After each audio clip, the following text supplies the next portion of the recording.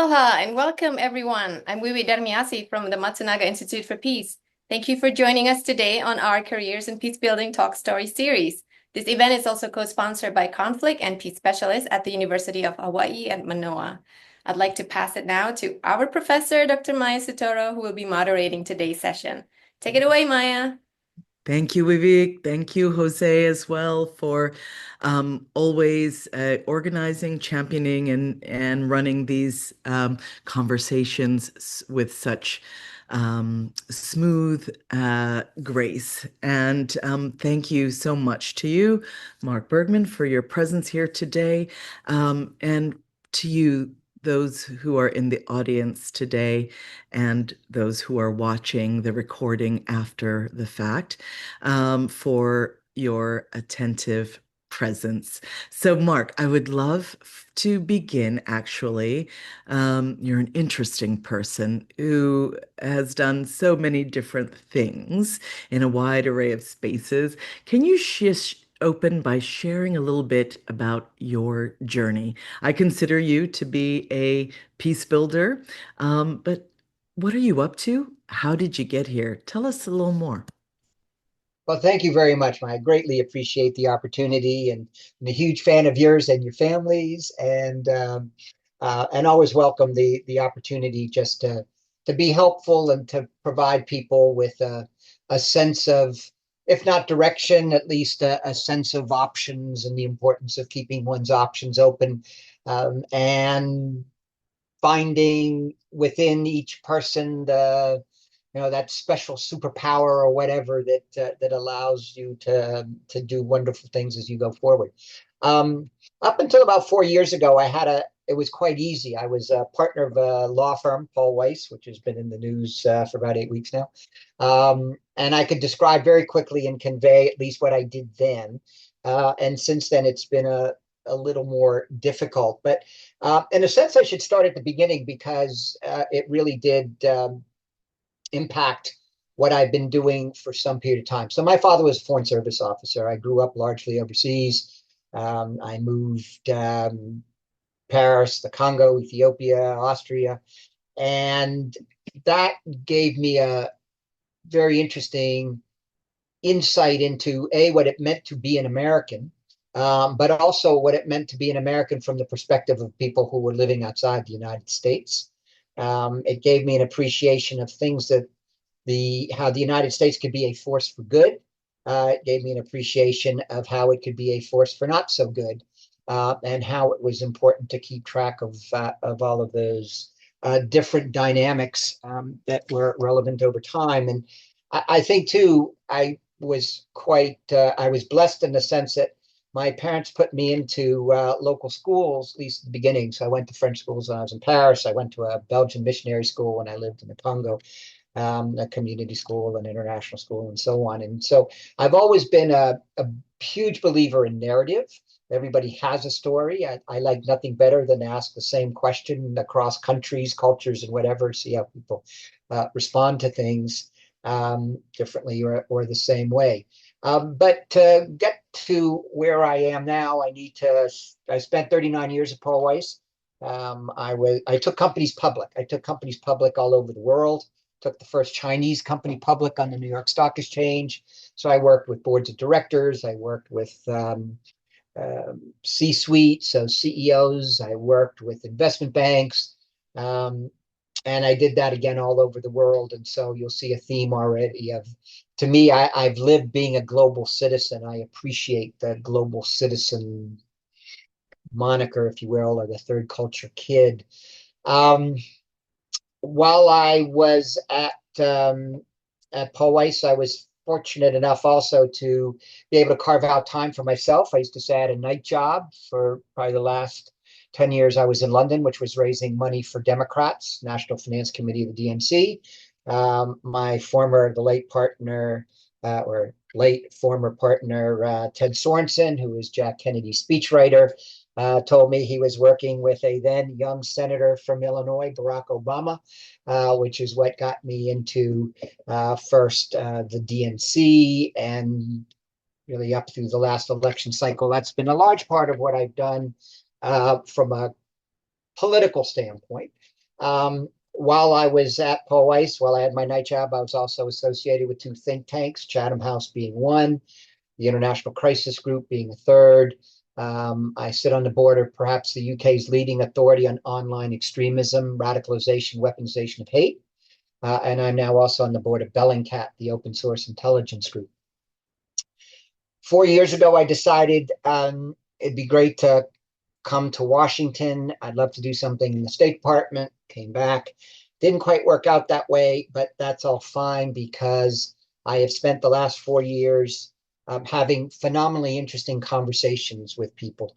And in some cases, I had conversations with people that I could not have had I been working for the government, not because these folks presented a threat at all, but rather just the way the government works. It's quite bureaucratic, and you can't be out talking to the president in exile, for example, of Belarus, Svetlana Tikhanovskaya, without getting all kinds of approvals, and talking to Russian activists, talking to Ukrainian folks on the front line, all the way through to a series of mentees in Africa who I've gotten to know through the Obama Africa Leaders Programs, or the Obama Foundation Africa Leaders Program.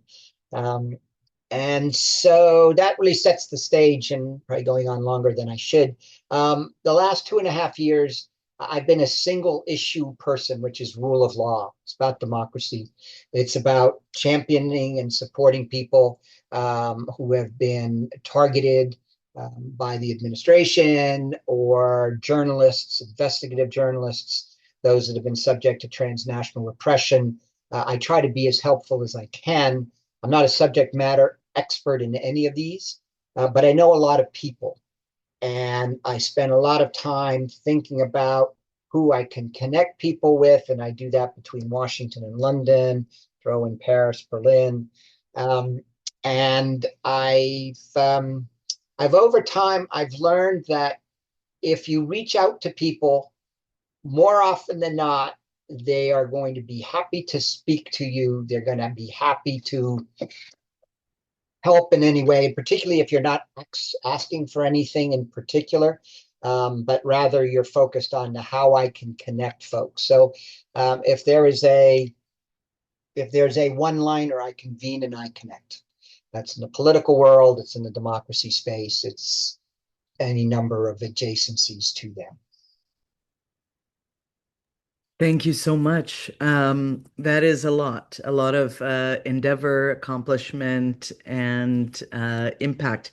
I will, invite the audience to think about all of that, just because we at the Matsunaga Institute and the university sort of think about so many of those different initiatives and efforts as being peace-building leadership.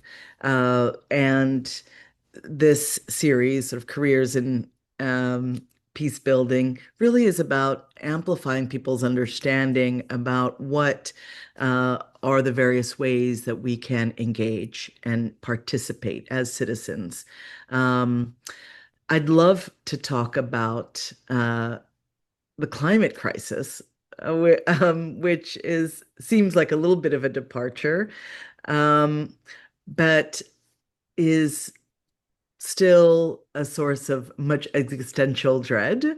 So how do you think we can participate as citizens in mitigating measures towards the destructive outcomes of the climate crisis? Can you tell us a little bit more about your work against greenwashing in California, and your thoughts about corporate responsibility as well as corporate opportunity in climate leadership and innovation? In my journey as a securities lawyer, somebody that took companies public, my stock in trade was disclosure. Companies disclosing to investors, to the markets, what it is that they do, how do they make money, how do they spend money, what their impact is, and so on. And so it shouldn't have been a surprise to people that once the focus on climate change and combating climate change moved into the realm of what business could do, there was an opportunity, and I grabbed that.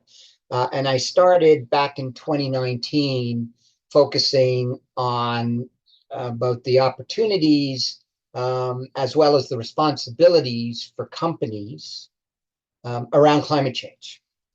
And that happened to dovetail with international regulatory efforts, or well, I should say first European regulatory efforts, then the UK, and then the SEC, the US Securities and Exchange Commission, were kind of late to the game. And none of you will be surprised to hear that it became hugely politicized, and it continues to be so today. But I thought that there was an opportunity in that lens of what companies can be doing. And if you just take a basic example, if you're investing in a company, you want to know that its future is secure. And if that company has a factory or a series of factories in places that are likely to be impacted by severe weather events, hurricanes, flooding, and the like, you ought to know about that. Well, up until recently, companies didn't really think that that was their mission, even though the basic principles of the securities laws were anything that's material, opportunity, or risk, you ought to be disclosing. So I have been fascinated by the global efforts to get companies, and companies is everything from oil and gas companies to consumables, to airlines, you name it. Virtually every company out there is somehow adjacent to climate. And so my own perspective, going back to the strengths that I had, was to focus that on that lane of responsibility of companies, not only to discuss and disclose what how they are managing the risks of climate change, but also what is their impact? What is their impact on community? What is their impact on biodiversity? What is their impact on nature more broadly? So there have been fits and starts in this area, and you won't be surprised to hear that European companies are far further along, or European regulators, than they are here. But I do think that if people had a greater appreciation of the role that corporates play, because it's going to cost billions and billions of dollars to transition to net zero.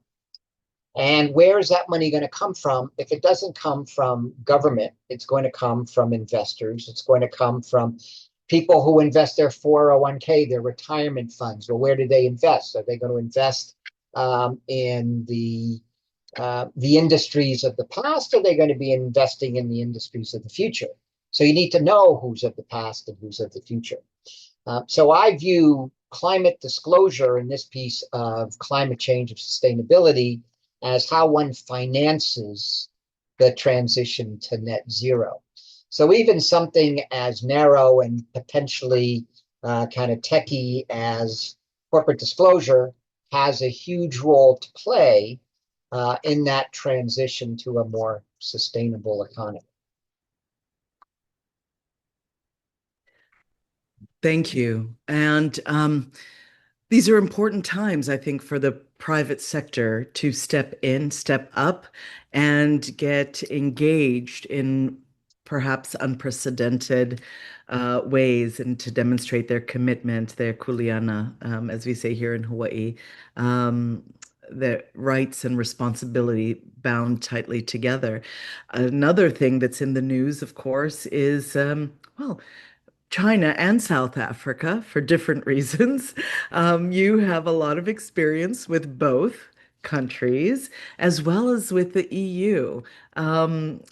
So these are regions and areas we are thinking a lot about. I would love, given your work with the EU as well as South Africa and China, for you to speak a bit about financial cooperation, regulation, securities law, how that might contribute to peace and stability in the region. Of course, if you want to discuss the tariffs, but I want to ask also, have you encountered legal frameworks that play a crucial law in stabilizing, rebuilding economies after conflict and during periods of uh, social change like now? And are there particular international legal mechanisms that you think are underutilized? I know there's a multifaceted question here, but in terms of fostering economic and social stability, and what ethical considerations should lawyers in this international spaces be particularly mindful of, perhaps when working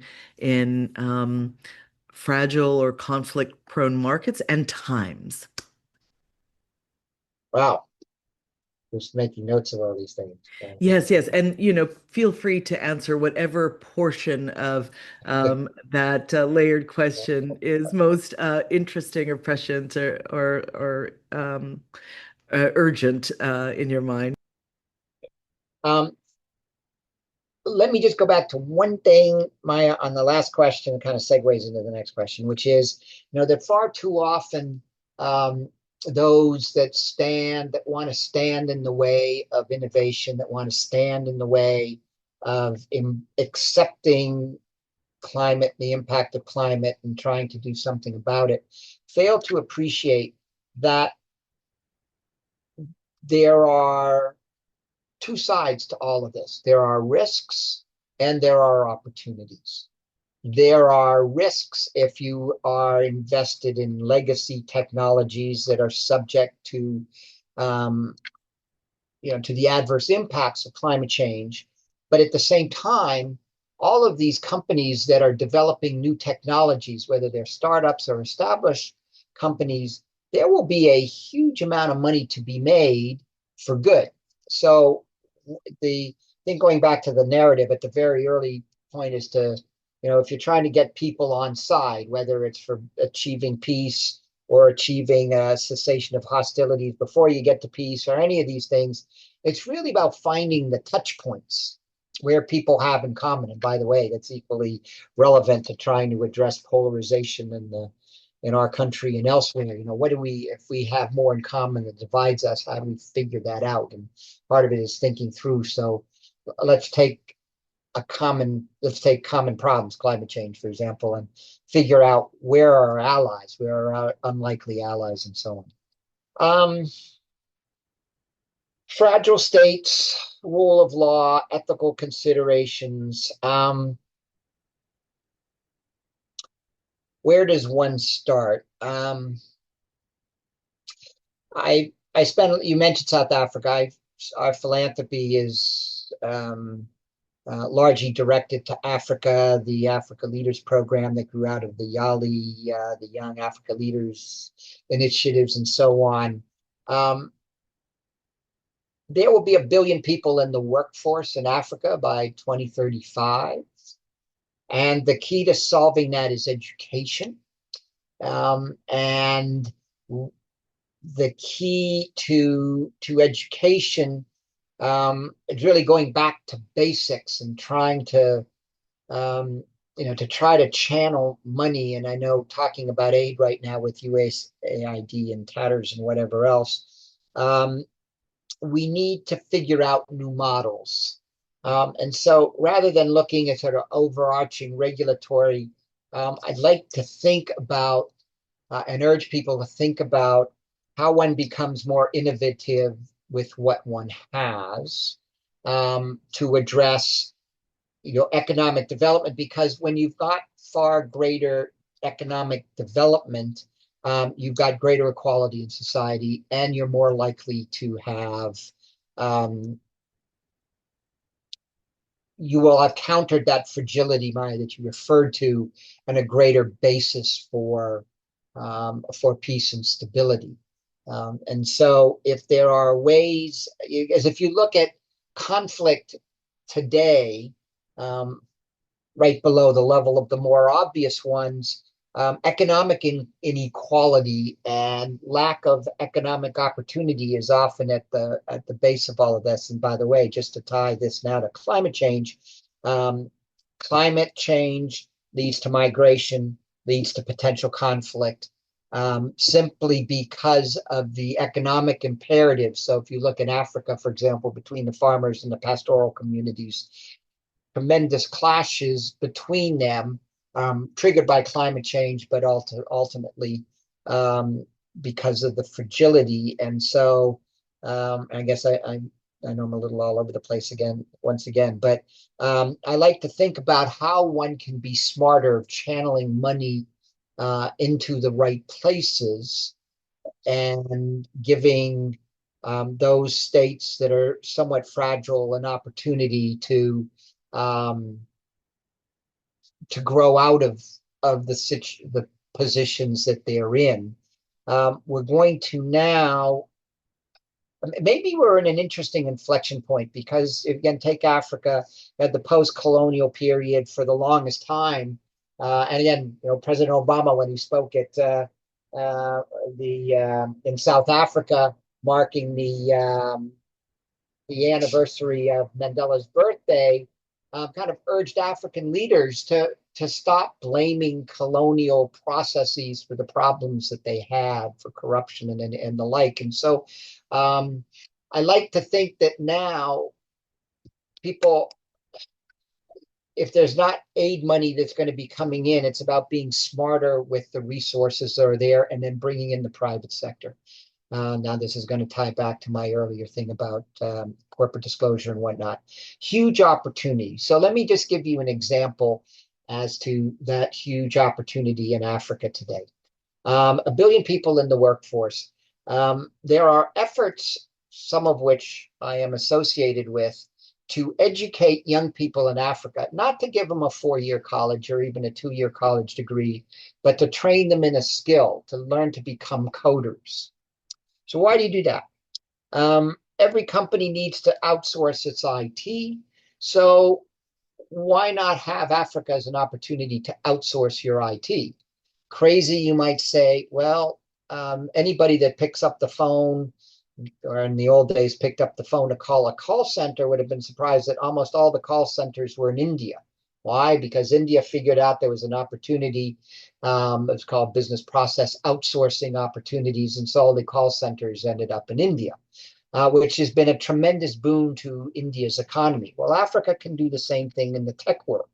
But it takes channeling things differently. It takes reimagining things that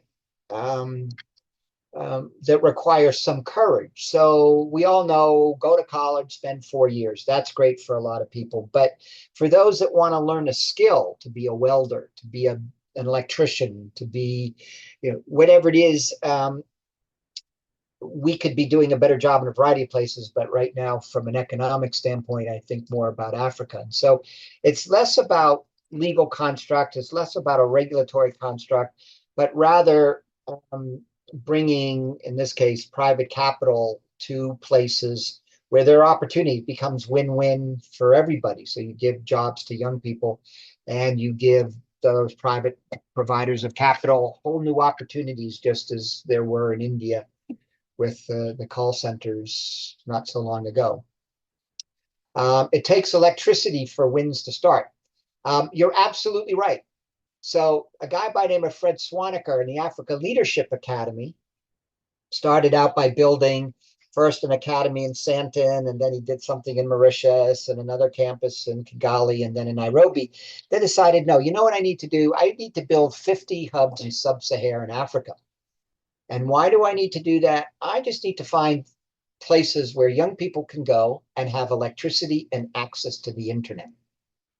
So whoever asked the question is onto something, because we in more developed economies don't really stop to think about all these things, because we take electricity and we take internet for granted, unless we happen to be in those portions of rural America that don't have broadband to this day and would have if The bilateral infrastructure money could still continue to go, and that may or may not happen. But it identifies these more basic concepts, which is, yes, you need access to the internet. If you're going to have access to the internet, you need electricity.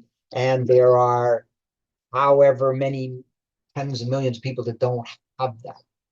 So bringing private capital together at the table and explaining, let's make sure that people have access. How do we do that? Now we do that in solar. There's plenty of sun in Africa, right? So this is rethinking things that that the moment calls for.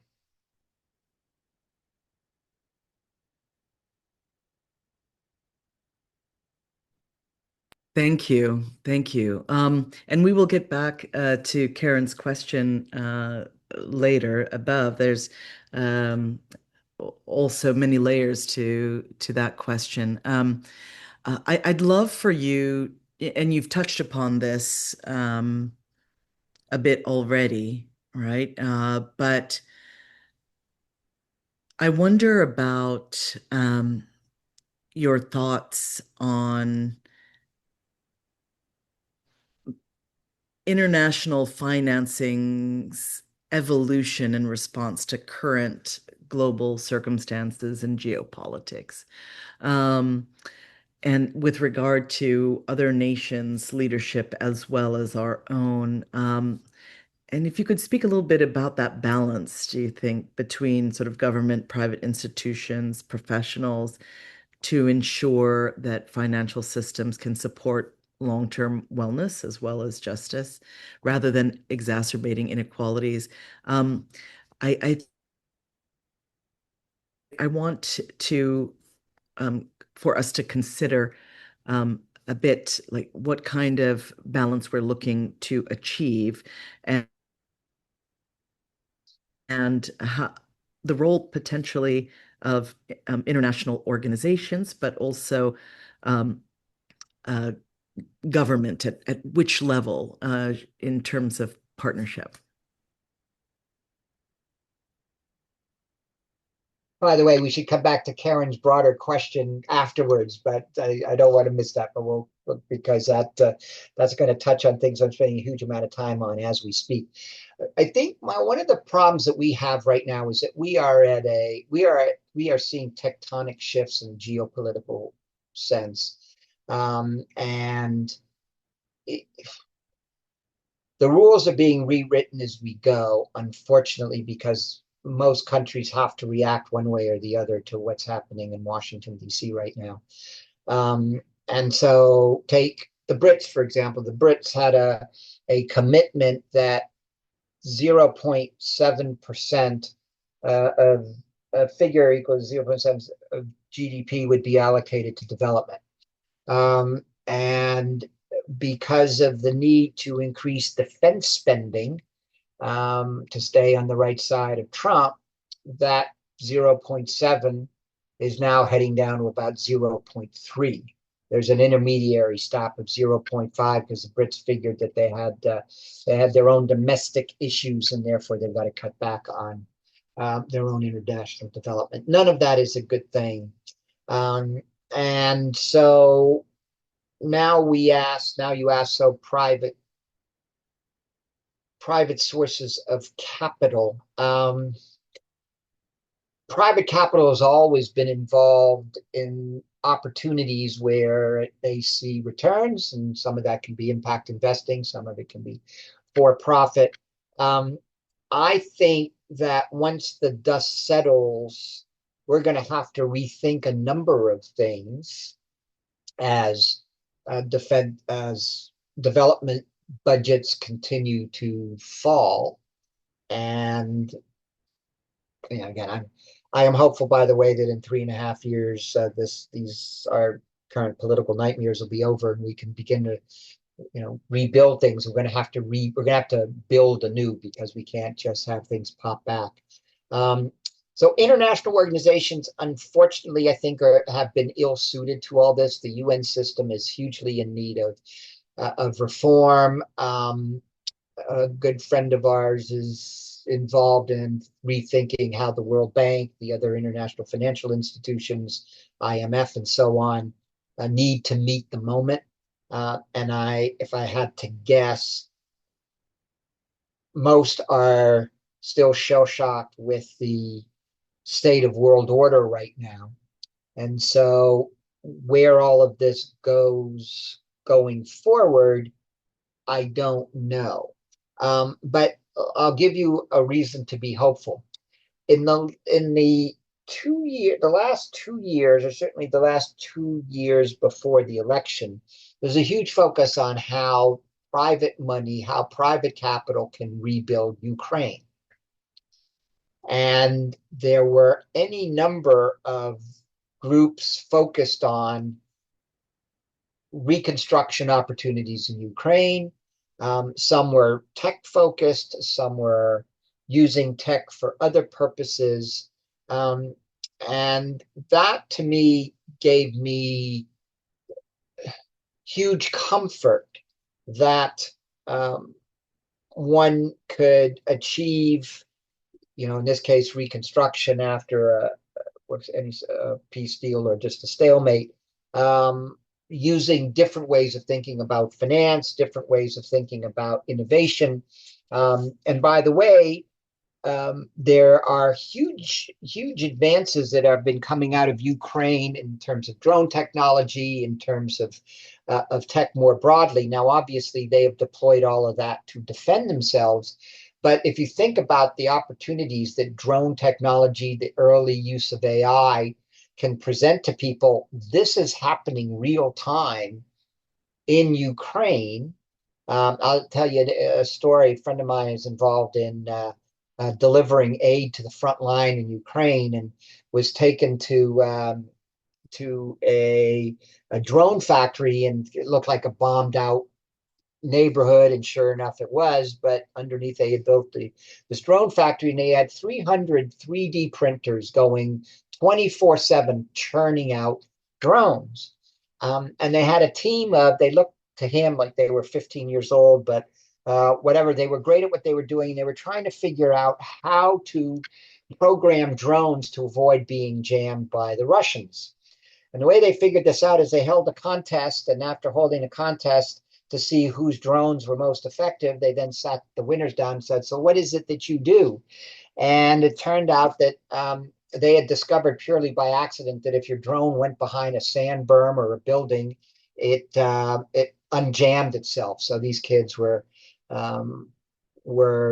reprogramming drones to avoid being jammed. But the interesting thing about this is that he observed that if that were happening in a Western European country, it would take years. If that was happening in the United States, it would probably take years, though not as long.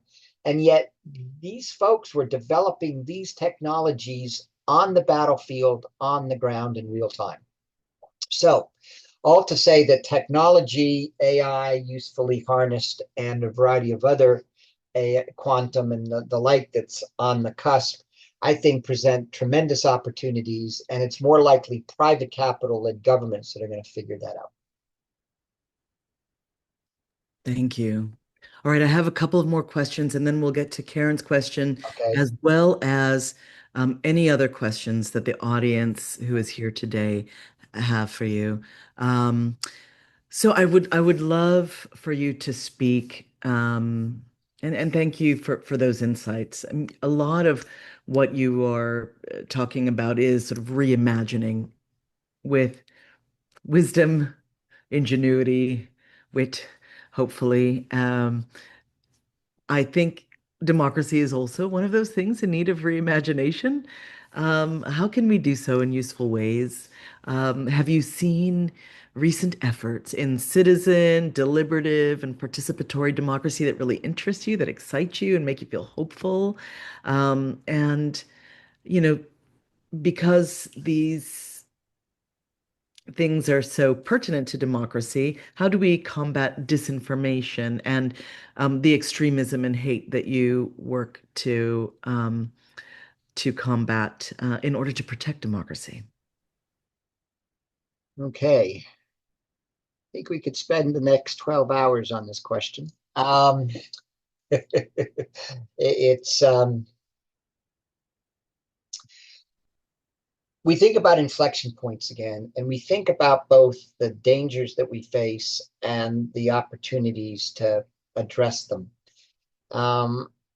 We face the perfect storm of that which fed populism, grievance, and the like, at a time when there was huge dislocation because of globalization, and then the whole tech overlay. And the tech overlay, whether it's because it creates mental health issues for people that are on their phones all the time, or just the opportunities for disinformation and the opportunities for these information bubbles to form, and that created a toxic mix that has that's really enveloped the world. We're not alone in having to address all of these things. So let's start with disinformation and the like. I think a huge part of the problem is education.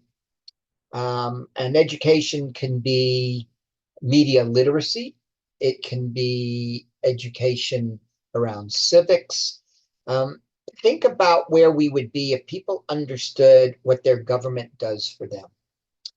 Think about where we would be if people understood that when there's a hurricane and the Federal Emergency Management Agency shows up, FEMA, that's the government. That's the government working for you.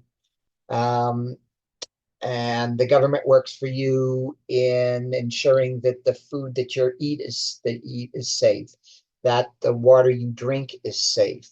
It is what provides fishermen and farmers with weather through the National Weather Service and NOAA. People are now learning, unfortunately, to our collective detriment, how important government has been. And that to me is sort of just the flip side of democracy, because democracy is all about really delivering for society that which society needs, based on the needs of society. So addressing those issues through, I think, technology has tremendous opportunity. And I'll give you just one example, because you threw out a few interesting terms. Consultative democracy, consultative assemblies. There's no reason why a city government, for example, couldn't decide that on a particular issue, the best way to figure out whether to do that or not is not to put it to the vote of those on the city board or whatever else, but whether to ask citizens. So how do you do that? You can do that by creating what in Europe has been known as consultative assemblies. And you create a structure whereby you randomize all of the people in whatever the city, the town, or so on.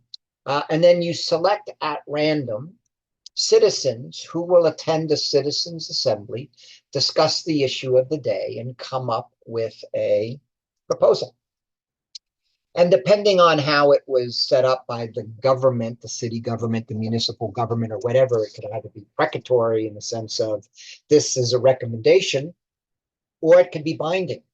There are any number of opportunities to do that, to readdress. So going back to the roots of Athenian democracy, right? And now obviously in those days it was older white guys that were making the decision. We'll have to modify that for the reality that it should be. But so now you think about tech. What are the opportunities for tech? So you give everybody through an app the ability to participate in these consultative arrangements, and you begin to get a sense of community and the sense of what the community believes. So why do I think that's important? If you take a look at the issues of the day, and again, let's go back to pre-inauguration or pre-election day, huge majorities of Americans believe that there should be restrictions on the ownership of guns, certainly high velocity assault weapons and the like. Significant majorities of Americans across demographics believe in the importance of combating climate change. Significant majorities of Americans believe in equal access to voting. But you would never know that because the political system is such that, it skews to the extremes, and we all get what we have. But if we were if you went to people and said, here's an opportunity for your voice to be heard, not at the ballot box, but on an issue by issue, would that be acceptable to you? And so far, where this has been done, it works. So this is an example of reimagining democracy, how democracy is delivered through the use of technology. So I think so again, also does it give me hope, because if you believe in the that people will do the right thing, A, if they're given the information, and B, an opportunity, and C, if you get enough people in the room that have differences of opinion. I have yet to find these bridging efforts that have failed. Said another way, these grassroots bridging efforts of bringing people together of very differing political views, get them in a room, let them speak to one another, and all of a sudden they realize that they have more in common than divides them. And if you find the right issues and you focus issue by issue, then you make some progress. So again, banning of assault weapons, or around climate change. Name your issue. There will be opportunities, and it has that educational component as well. If you can't, we have to make up for the fact that people haven't been educated in civics, so you sort of have to explain to them as we go. This is what your government does.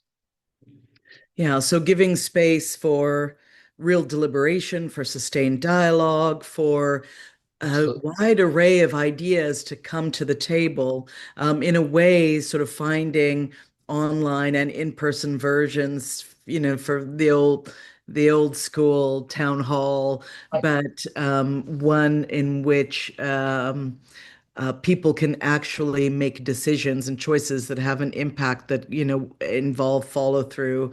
I think that a lot of the hope that I see in terms of climate, for instance, one of the things you mentioned is in those community source climate solutions, whether people are re-ruralizing, using endemic reforestation or indigenous reforestation, planting canoe gardens, really finding food security here in Hawaii, and the lo'i and the fish ponds and the farms, the turtle ponds, really working to move away from extractive forestry, making these decisions as a community, and having the capacity, all hands together, to move these issues forward productively. It really does work and is an antidote to grief, because you get unstuck.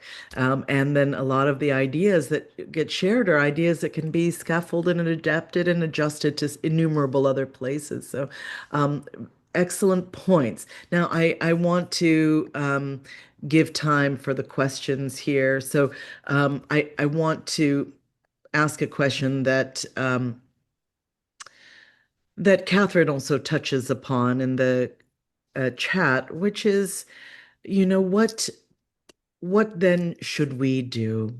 In essence, this is about these conversations about helping people to know how they might enter the stream, how they might build beloved community, how they might contribute in some ways to peace and justice. So I want to pull on Catherine's question of how do we as individuals strategize for our future, given the challenges? What do we do personally to plan ahead, to deal with it, and to confront our own uncertainty and anxiety?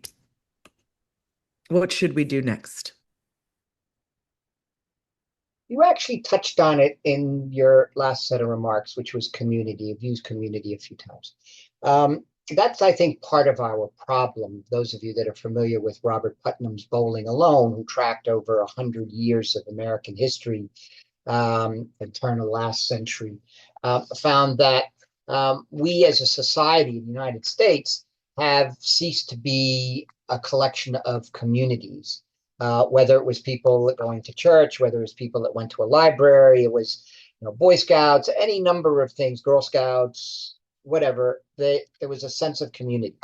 The problem that we have today is that community is being formed largely online and not in real life, and it is being weaponized for political purposes. And so, to me, the fight back is to recreate community. It's recreate community around shared values. It's to recreate community around, for example, rule of law. And I'm now going to come back to Karen's question about, holding people to account. It's very interesting. I've thought about this a fair amount leading up to the election, not because I expected the outcome, but because I did expect what would happen if Donald Trump won.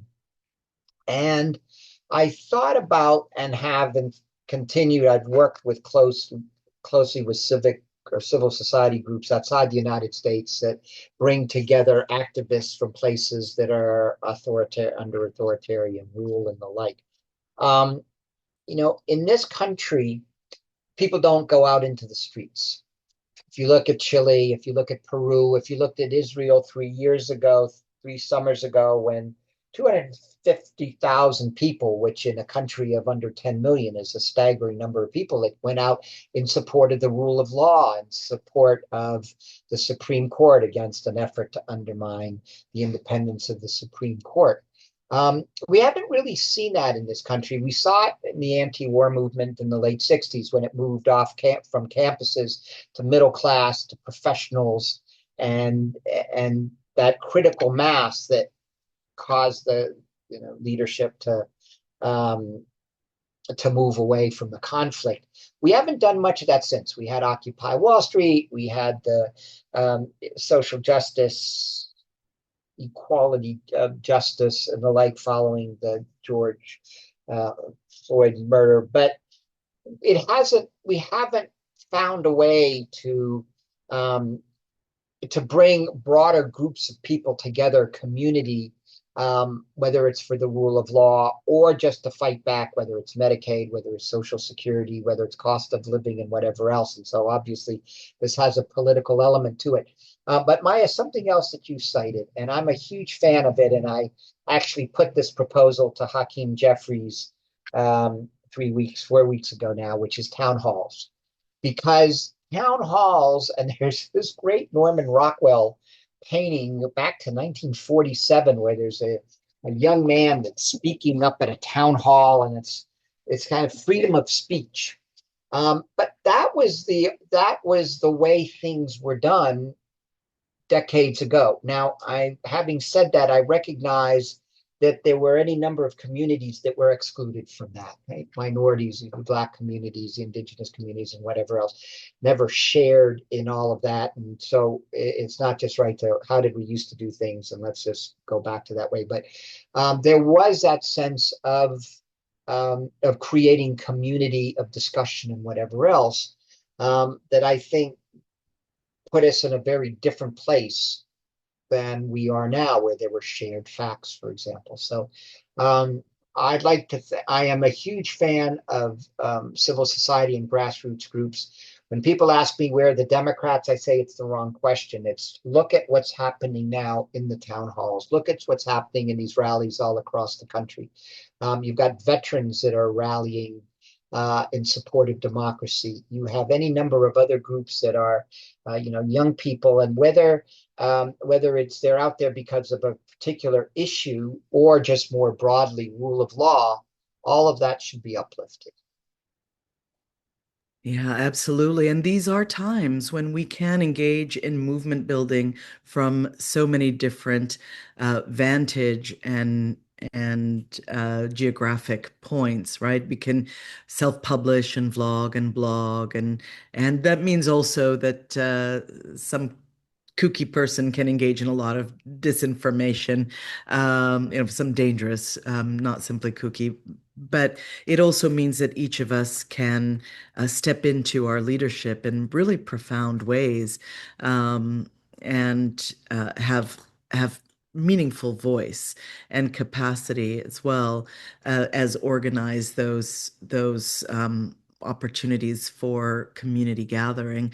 We have here in Hawaii also the ahupua'a system. It's a way to organize land from mountains to ocean, and it relies on an understanding of sort of balance and participation and resource management that and the modern day versions are offering beautiful sort of traditional innovations or indigenous futures possibilities.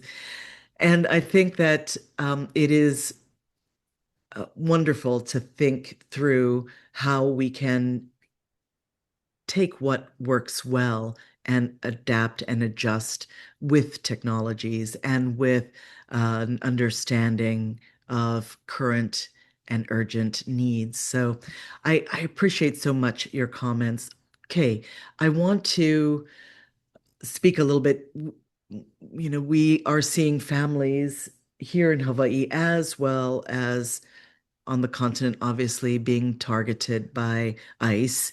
And one of the things that one of my nonprofits, Seeds of Peace, is doing is creating town halls specifically for people to know their rights, but also so that they can support those who have been left behind, and in other ways kind of bolster and buoy spirits, as well as get resources and legal aid, right? So one of the questions here is, given that people are being disappeared and transported by governments,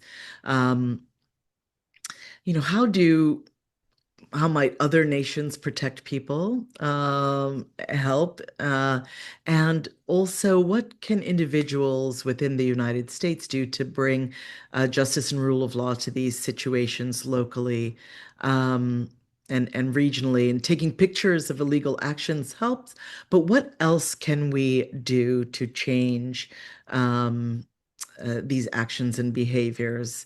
That is one of the questions in the chat. So I'm involved in a variety of different aspects of all of this, from labor unions mobilizing to veterans mobilizing. So let's start basic. I'm going to work my way up.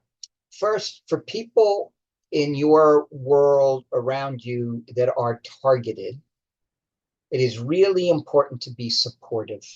When I speak to people who are whistleblowers, who are targeted in other countries, been targeted here, they invariably say they feel alone. And so just listening, and now it's far easier because it's in the news day in and day out, but during Trump 1, these things were happening and nobody believed them that these things could happen. So just lending an ear and being supportive, I think is important on a very basic level. The next thing that's really important to do is in conversations is to focus on what's really important. So I will give you an example. There have been, as you probably know, a variety of students. Some are green card holders, some are here on student visas, that were detained, sent off to ICE facilities for exercising their right to free speech. And I lament the fact that the response hasn't been clear-eyed and succinct by businesses, by anyone that has a voice. And by that, I include, celebrities, influencers, and whatever else. It has to be really simple. It has to be the Constitution of the United States protects everybody in the country. The First Amendment protects everybody in the country. And free speech means your ability to speak, no matter how abhorrent your content of your speech may be, as long as you're not inciting violence. And that should have been the beginning and the end of it. And at that point, when each of these now 7, 8, 9 students were picked up, that should have been the reaction. And it shouldn't have been, well, there were the protests, and were they on the right side or the wrong side? And, were they anti-Semitic? All these things missed the point. the point is that the Constitution protects everybody because it speaks of no person shall be deprived. And free speech, as we know, there's all of us that studied law over time remember the case of in Skokie, Illinois, where a group of neo-Nazis marched through a predominantly Jewish community. And that was upheld to be their right to exercise free speech, as abhorrent it may be. So I think that we need to make it very basic. And so you get away from, is this a Republican view? Is it a Democratic view? Is it a progressive? Is it a conservative? It's no, the right to to enjoy constitutional rights is a right that's available to everybody. Democracy shouldn't be a partisan issue. And so I urge people to have as broad conversations, and also, by the way, to find unlikely allies. And by that, I mean that it's very easy to decide, well, this person is not going to agree with me, and I have no basis for a conversation. And yet, it turns out that a whole lot of folks that voted for Trump didn't vote for a dictator. A whole lot of folks that voted for Trump actually do believe in climate change and in combating climate change. And so, again, it's going back to those finding unlikely allies, creating a new sense of community around rule of law. At the end of the day, rule of law means that nobody in this country, a citizen or otherwise, should be vulnerable to being picked up, put on an airplane, and sent to Libya, Rwanda, or El Salvador. And when they get there, the US government washes their hands of it and said, well, they're out of the country, nothing we can do. And I think, as we've seen from the Albrego Garcia situation, that Americans get that. Americans, regardless of how they voted, I take that back, significant numbers will get that that is wrong. And so it's starting that conversation and uplifting that conversation and making sure that it moves through different demographics. Because at the end of the day, how does all of this change? It changes at the ballot box. 2025 elections, 2026 elections, 2028 elections. Thank you. And one of the things that you're pointing to is the need to remain curious about others, even those who we perceive as being distant politically, socially, different from us, and seeking opportunities to connect, to find shared humanity, shared purpose, shared priority, and sort of enlivening a sense of possibility at a time when people feel that things are so fractured, I think is really something that we can each do, beginning in whatever spaces we walk, wander, and work. Mindful of time, so I will just ask one more question, and if you can answer it quickly. It's the final question in chat. And it's about Ukraine, thinking about how African nations are treated as sort of resource for wealthy nations that work extractively. Is Ukraine going to be like that?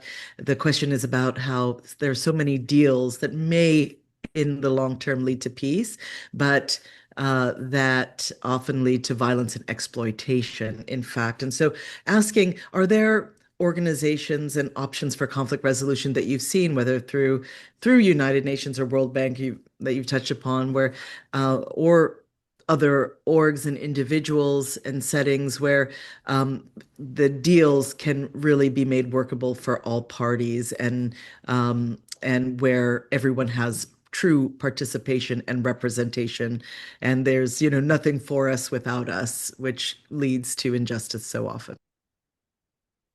Okay, I'm going to get to that very quickly, but I'm going to do one more thing. I'm going to take prerogative here because I want to get to the last sentence of Karen's point, the last sentence of her message, and then I'll get to Ukraine.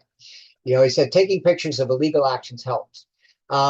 So there was a town hall in Idaho, Coeur d'Alene, Idaho, some weeks ago. And a woman spoke up, and she was set upon by a group of private security guards and thrown out of the hall. Well, the local district attorney has brought charges against those security guards for kidnapping. And so that just shows the power of virtual or videos that go viral.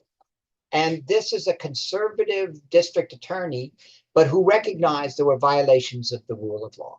So there are these green shoots of positivity out there, and we should be uplifting. I just got off a phone call with another group, and my message there was every time there are wins, every time courts do the right thing and release people, every time courts rule against the administration, that should be uplifted. So now let's go to Ukraine. Now, one of the problems over the last few years has been the issue in global South, and most importantly in the global South, a double standard or multiple double standards. And so the global South is more likely to turn to China simply because of our double standards in a range of things.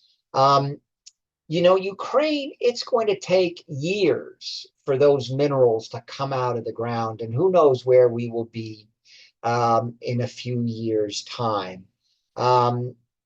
So I also know that there are efforts in the DRC right now to try to strike a deal.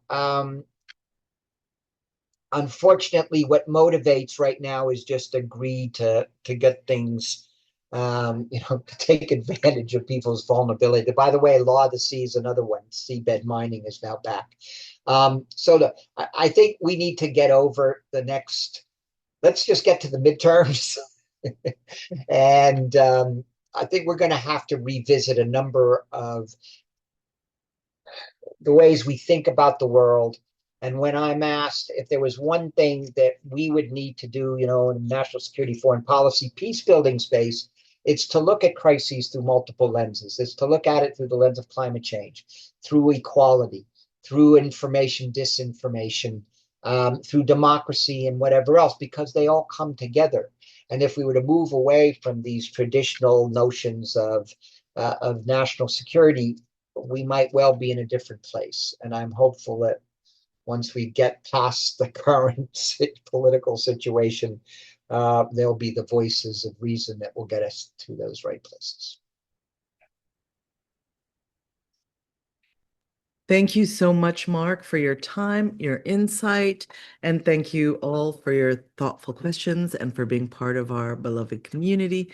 We hope to see you at the next conversation, and I hope that everyone feels a little bit better equipped to stand up and step in small and perhaps even large ways. Take care, everyone, and so Before much. you go, Maya, I'm just going to put into the chat an email address.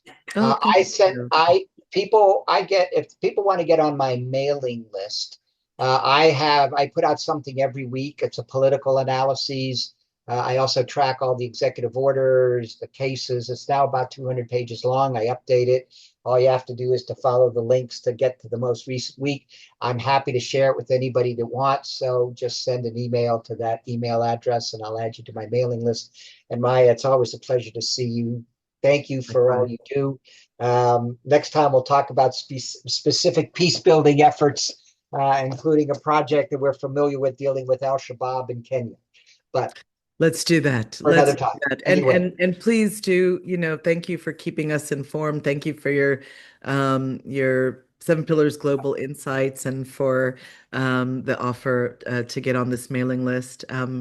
Really appreciate you. Aloha. Thank you, and thank you all. Bye-bye now. Thank you. Bye. Bye-bye.